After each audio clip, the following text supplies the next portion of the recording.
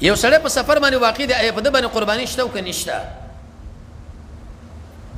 قرآن جمع سنت د محمد رسول الله صلی الله علیه وسلم چې کله انسان مطالعه کې وی ګوري د جناب نبی کریم علیه الصلاۃ والسلام د احادیثونو دا خبره معلومیږي یو سړی چې کله په سفر باندې دی قرباني ور باندې واجب نه ده بلکې دا مستحب ده سنت دلیل پیدا دی ثوبان رضی الله عنه فرمایي چې موږ د محمد رسول الله صلی الله علیه وسلم سره په سفر باندې وو قرباني وکړه او به مال دا خبره وکړه چې دا غینه څه وکه موږ له جوړه کا ګوره قرباني په سفر کې کړې ده عبد الله ابن عباس هم دغه شان روایت ذکر کړی دی چې جناب نبی کریم علیه الصلاۃ والسلام یو بقره حلاله کړه او به دې ملګرو لور چې تاسو دا غینه څه پروګرام برابر کې دغه کې نو په سفر کې کچا وکړه نور لا نور کوي نه کړه ضروری پینه ده خو لیکن په حضر کې خامخا به ور باندې واجب ده سفر کې د سبا مسله پکې رااله